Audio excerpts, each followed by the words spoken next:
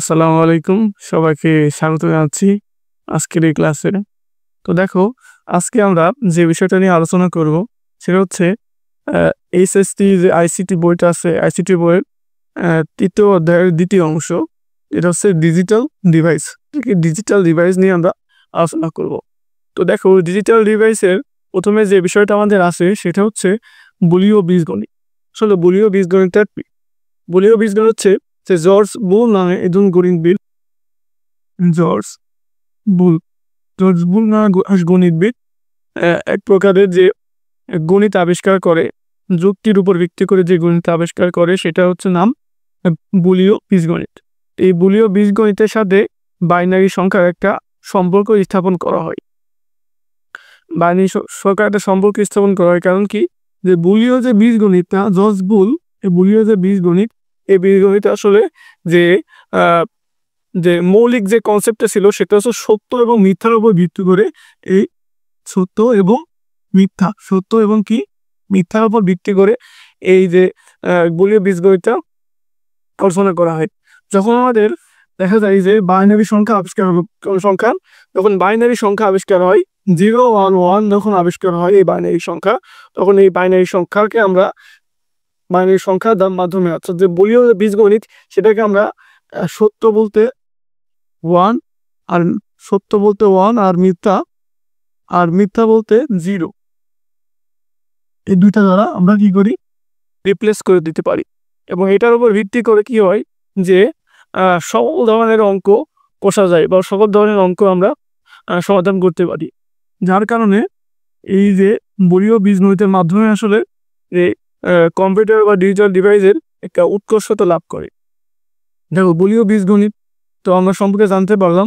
পরীক্ষাতে আসে যে বুলীয় বীজগণিত কাকে বলে। সত্য ও মিথ্যার উপর ভিত্তি করে জর্জ বুল যে গণিত আবিষ্কার করে সেটাকে বলা হয় যে বুলীয় বীজগণিত। তো দেখো, বুলীয় বীজগণিত শেষ। এবার দেখো বুলীয় বীজগণিতের মৌলিক ক্রিয়া। বুলীয় বীজগণিত কিন্তু মূলত 3টি ক্রিয়া করে থাকে। একটা হচ্ছে যোগের কাজ করে থাকে, তারপর করে থাকে গুণের কাজ, আর এটা করে থাকে হচ্ছে পূরকের কাজ। আর এটা কিসের কাজ করে থাকে? আর একটা কাজ করে থাকে পূরকের কাজ। যোগের কাজটা করে, যেটাকে অর অপারেশন বলা হয়। কি বলা হয়? Or operation. আর যে গুণের কাজ সেটা হচ্ছে অ্যান্ড অপারেশনের মাধ্যমে করে থাকে। আর পূরকের কাজটা তো আমরা বুঝি, যেটা হচ্ছে নট অপারেশনের মাধ্যমে করে থাকে। কিসের মাধ্যমে? নট অপারেশনের মাধ্যমে করে থাকে। সেগুলি বুঝতে পেরেছো এই পর্যন্ত? তাহলে আমরা মুছে দিয়ে কি বললাম, যে বুলীয় বীজগণিত পড়লাম, তারপর বললাম বুলীয় বীজগণিতের মৌলিক যে 3টি ক্রিয়া, সেই 3টি ক্রিয়া সম্পর্কে আমরা পড়লাম। তাহলে আমরা ক্লাসের সামনের দিকে আগাই। আমরা যে বুলীয় যে বীজগণিত আছে বা বুলিয়ান উপপাদ্য, সেই বুলিয়ান উপপাদ্য সম্পর্কে আমরা পড়ব।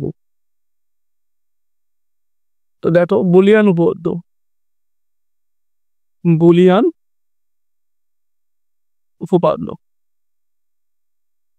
উপপাদ্য আসলে কেমন হয় সেটা আমরা দেখব। তো দেখো, যে মৌলিক যে উপপাদ্যগুলো আছে সেগুলো আমরা প্রথমে দেখো। মৌলিক উপপাদ্য, তো আমরা এদিকে এ এ এ এ প্লাস 0 এ প্লাস 1 প্লাস এ প্লাস a1 ফাংশন। যোগের সময় কি হয়? a প্লাস 0, অর্থাৎ যদি 0 সাথে a যোগ করা হয় বা 0 সাথে যদি a যোগ করা তাহলে কি হয়? a হয়। আর 1 যোগ করলে কি হয়? 1ই হয়। এর সাথে যদি আমরা 1 যোগ করি তাহলে কি হয়? 1ই হয়। মানে এগুলো ব্যাখ্যা আছে। আর এর সাথে a যোগ করলে কি হয়? a হয়। এর সাথে a নট যোগ করলে কি হয়? সেটা হচ্ছে 1 হয়। এটা কিভাবে হয় সেটা আমরা ব্যাখ্যা দেখব, ঠিক আছে? ধরো যে আমরা প্রথম এটার ব্যাখ্যা দেখি, যে a প্লাস 0 সমান কি হবে? a হলো। দেখো, এর মান যদি আমরা 0 ধরি, উত্তরই 0 তো 1 করতে পারবো। আমরা 0 ধরলে 0 প্লাস 0 সমান কত হবে? 0 হবে। কত হবে? 0 হবে। এ হবে না? আর এর মান যদি আমরা 1 ধরি তাহলে 1 + 0 সমান কত হবে? 1 হবে না? তাহলে আমরা এর মানটা আমরা 0 ধরলে উত্তর আমরা 0 পাবো। আর এর মানটা যদি আমরা 1 ধরি আমরা উত্তর 1 পাবো। অর্থাৎ এর মানটা আমরা যাই ধরবো সেটা আমরা উত্তর পাবো। তাই আমরা এভাবে বলতে পারি যে a + 0 সমান a। অর্থাৎ এর মানটা এই থেকে যাবে এখানে। এই যে মানটা ধরবো সেটাই হবে উত্তর। অর্থাৎ এটাই আমাদের এখানে রেখে দিয়েছি। তারপর দেখো a + 1 সমান 1। এটা কিভাবে হয়? দেখো এর মানটা যদি আমরা 0 ধরি তাহলে 0 + 1 সমান কত? 1 হয়। আবার যদি এর মানটা আমরা 1 ধরি 1 + 1 সমান কত হয়? 1 হয়। দেখা যায় যে আমরা এর মান আমরা 0 অথবা 1 যাই ধরি আমাদের অ্যান্সার বা উত্তর কিন্তু 1ই হয়। এজন্য আমরা a + 0 সমান 1 হয়। পুলীয় যে মৌলিক উপপাদ্যগুলো আছে, পুলিয়ার যে মৌলিক উপপাদ্য এই উপপাদ্যে। তারপর a + a সমান 1 হয়। a + a সমান a হয়। কিভাবে হয়? এর মান যদি আমরা 0 ধরি তাহলে এর মান 0 ধরলে এটা a আবার এটাও a, তাহলে এটাও 0 সমান তো উত্তর 0 হয়। আবার দেখো যেখানে যদি এর মান 1 ধরি তাহলে 1 + 1 সমান কত হয়? 1 হয়। অর্থাৎ এর মান আমরা যাই ধরি এখানে উত্তর কিন্তু সেটাই আসে। বোঝা গেছে? এজন্য আমরা a + a সমান 1 আমরা বলবো। এখানে সেম যদি আমরা এটা ব্যাখ্যা করি a + a নট সমান কত? 1। এর মান যদি 0 ধরি তাহলে এর মান হতে 1 হবে। তাহলে 0 + 1 সমান 1 হবে। আবার এর মানটা যদি আমরা 1 ধরি তাহলে এর মান হবে 0। 1 + 0 সমান 1 হবে। আমরা এর মান 0 অথবা 1 যাই ধরি সেক্ষেত্রে আমাদের উত্তর 1ই হবে। আশা করি এই মৌলিক উপপাদ্য যোগের কাজটা আসলে বুঝতে পেরেছো। তাহলে এবার আমরা গুণের কাজগুলো দেখি যে গুণের ক্রিয়াগুলো কীভাবে হয়। a a a a into 0 into 1 into a into a not. এই ফোটা এগুলো কিন্তু ইন্টু অর্থাৎ গুণ অবস্থায়। আশা করি এইটুকু বুঝতে পারতেছো যে 0-র সাথে আমরা যাই গুণ করি ঠিক সেটা কি হয়? 0 হয়। এর সাথে আমরা যাই গুণ করি এ কে এই হয়। আর এটুকু তো জানি এ কে কি হয়? এ হয়। আবার দেখো যদি এখানে আমরা a ইন্টু a সমান a হবে, তো এটার ব্যাখ্যা লাগবে না? এটার ব্যাখ্যাটা দিই দেখো a ইন্টু a সমান a কীভাবে হবে? এর মান যদি আমরা 0 ধরি তাহলে এটার মান 0 হবে। 0 ইন্টু 0 সমান কি? 0 হবে। আবার যদি এর মান 1 ধরি 1 ইন্টু 1 হলে সমান কি হবে? 1 হবে। অর্থাৎ এর মান আমরা যাই ধরবো উত্তর আমাদের সেই এই আসবে। বোঝা যাচ্ছে? এর মান যদি 0 ধরি উত্তর 0 হবে। এর মান যদি 1 ধরি উত্তর কি হবে? 1 হবে। সুতরাং আমরা বলতে পারি যে এর মানটা হবে উত্তর। এজন্য আমরা a ইন্টু a সমান a ধরি। তারপরে দেখো আরেকটা আছে a ইন্টু a নট সমান কত? দিইনি তো। a ইন্টু a নট সমান 0 কত হবে? 0 কি হবে? 0 হবে। কিভাবে 0 হবে? দেখো 0 হওয়ার যে বিষয়টা এটা হচ্ছে এর মান যদি আমরা 0 ধরি, কত ধরি? 0। a নটের মান হচ্ছে 1, তাহলে এখানে কি হবে? 0-এর সাথে যাই গুণ করবো তো 0 হবে। আর এর মান যদি আমরা 1 ধরি তাহলে এখানে a নটের মান 0, তো 0 হবে। বোঝা গেছে? তাহলে এটা a ইন্টু a সমান কি হবে? 0 হবে। আশা করি এটুকু বুঝতে পেরেছো যে মৌলিক উপপাদ্যগুলো আসলে কিভাবে হয়। এগুলো তোমরা খাতায় তুলে নিতে পারো। হ্যাঁ, তারপরে আমরা শিখবো যে বিনিময় উপপাদ্য। কি শিখবো? বিনিময় উপপাদ্য। বিনিময় উপপাদ্য। এই ক্লাস আর উপপাদ্য পর্যন্ত শিখে শেষ করে রাখবো। বিনিময় উপপাদ্য হয় কি যে a + b লেখা গেলে কি আমরা b + a লিখতে পারি। আবার a ইন্টু b লিখলে আমরা কি b ইন্টু a লিখতে পারি। এটা আছে বিনিময় উপপাদ্য, সাধারণ বিষয়। তারপরে আছে অনুষঙ্গ উপপাদ্য। অনুষঙ্গ উপপাদ্য দেখো অনুষঙ্গ উপপাদ্য। অনুষঙ্গ উপপাদ্য আসলে কেমন হয় দেখো। অনুষঙ্গ উপপাদ্য সঙ্গ চেঞ্জ করে দিবে আর কি। a + b + c সমান আমরা যদি এখানে প্রথমে ব্র্যাকেট থাকে a + b এর মধ্যে সেটা আমরা ব্র্যাকেটটা চেঞ্জ করে a + b + c b + c এখানে ব্র্যাকেটে আমরা দিতে পারি। ওকে, তাহলে এখানে আবার ইনটুর ভ্যালু সেল যে a b c এখানে ব্র্যাকেট থাকলে আমরা পরে a b এখানে ব্র্যাকেট দিতে পারি। এটা হচ্ছে অনুষঙ্গ উপপাদ্য। তারপরে আসি আমরা সহায়ক উপপাদ্য। সহায়ক উপপাদ্য, সেই উপপাদ্যগুলো একটু মনে রাখা প্রয়োজন। মনে রাখলে পরবর্তীতে সমীকরণগুলো করতে গেলে আমাদের সমস্যা হয়ে যাবে। এগুলোর নাম কি? সহায়ক উপপাদ্য। সহায়ক উপপাদ্য। সহায়ক উপপাদ্যটা কেমন হয়? তা হয় এ প্লাস এ ইন্টু বি সমান এ। কিভাবে হয় এটা?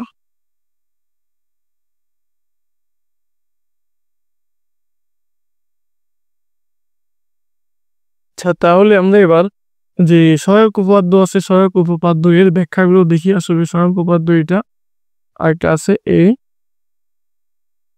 ডবল বার অংশ, এটা ব্যাখ্যা লাগবে না। এটা হচ্ছে ডবল বার থাকলে দুইটা বারে কাটাকাটি হয়ে যায়, থাকে মাত্র এ থাকে, এখানে বুঝতে পারছি। তারপরে আমরা এইটার প্রথমটার ব্যাখ্যা দেখব যে এ প্লাস এ ইন্টু বি সমান সমান এ কীভাবে হলো। আমরা এর মান যদি 0 ধরি, 0 প্লাস 0 ইন্টু বি, তাহলে কী হবে? 0 প্লাস 0 এটা ইন্টু বি, জিরোর সাথে আবার যাই গুণ করি সেটা কী হবে? 0 হবে। বোঝা গেছে? এই কী হবে? 0 হবে। তাহলে এর মান যদি আমরা যা ধরছি, এর মান ধরছি 0, তার উত্তর হয়েছে 0। এই জন্য আমরা বলতে পারি যে এ প্লাস এ বি সমান কত হবে? এ হবে। আরেক প্রকার ব্যাখ্যা আছে, সেটা যদি আমরা 1 ধরি, এ মানে 1 হলে 1, 1 প্লাস 1 একটু বির মানে বি অর্থাৎ 0 ধরলাম, বি মান 0 ধরলাম, তাহলে আমাদের উত্তর এ হবে। অর্থাৎ এখানে আমার উত্তর 1 হবে। কীভাবে হবে 1 সেটা দেখো, যে 1 প্লাস এই 1 আর 0 গুণ করলে কত হয়? 0 হয়, সমান সমান 1 আর 0 যোগ করলে 1 হয়। এভাবে হবে 1। তো এর মান যদি 1 ধরছি, এর জন্য এখানে উত্তর 1 আসছে। এর মান 0 ধরলে উত্তর আমাকে 0 আসছে, অর্থাৎ এর মানটাই হবে উত্তর। এই জন্য আমরা সরাসরি এখানে এ লিখে দিয়েছি। আশা করি বুঝতে পেরেছ সহায়ক উপপাদ্য। তারপরে আমরা শিখব বিভাজন উপপাদ্য। আসলে বিভাজন উপপাদ্যগুলো অনেক, আমরা একটু ভিডিওটা পজ করে আমি লিখে নিচ্ছি, তারপরে আমি এটা বুঝিয়ে দিচ্ছি। তো দেখো, এটা হচ্ছে বিভাজন উপপাদ্য। তাহলে বিভাজন উপপাদ্যটা আসলে আমরা কীভাবে লিখতে পারি দেখো, এ ইন্টু বি প্লাস সি, এটা যদি আমরা লিখি তাহলে আমরা কীভাবে লিখতে পারি? এটাকে আমরা এ বি প্লাস এসি এভাবে আমরা লিখতে পারি। তারপরে দেখো দ্বিতীয়টা আমরা কীভাবে লিখতে পারি, যে এ প্লাস বি ইন্টু এ প্লাস সি। এই এটাকে আমরা বির সাথে একবার দিলাম, এটা সির সাথে একবার দিলাম, 2বার দিলাম। দেখো এটাকে আমরা এ প্লাস এ নট বি, এটা সমান এ প্লাস বি হবে। এটা কীভাবে হবে?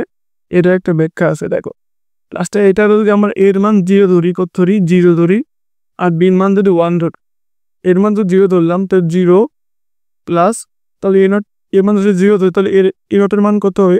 1 হবে, ইন্টু বি। এই বি এর মান আমরা কত ধরছি? বি এর মান ধরছি হচ্ছে, এখানে লিখে নিই, এ সমান সমান 0 আর বি সমান সমান ধরছি আমরা 1। এর মান 0 ধরছি, বির মান ধরছি 1, তাহলে বি হবে 1। এটাকে আমরা 0 1 into 1, 0 plus 1 into 1, 0 plus 1 into 1 এর জন্য 1 সমান কত হয়? 1 হয়। আবার দেখো এটাকে যদি 0 ধরি, এটাকে যদি 1 ধরি, এটুকু দেখো, এ প্লাস বি এটুকু কেমন হয়? তাহলে কী হবে? 0 প্লাস 1 ধরলে কী হয়? 1 হয়। অর্থাৎ আমি যদি এটুকু করি তাও আমার উত্তর 1 হয়, আর এটুকুর আমরা যদি বের করি উত্তর, তাও আমার 1 হয়। তাহলে কি এইটা সমান আমরা সহজেই বলতে পারি। বোঝা গেছে? তারপরে আছে ডি মর্গানের উপপাদ্য। ডি মর্গানের উপপাদ্য আসলে অনেক সহজ।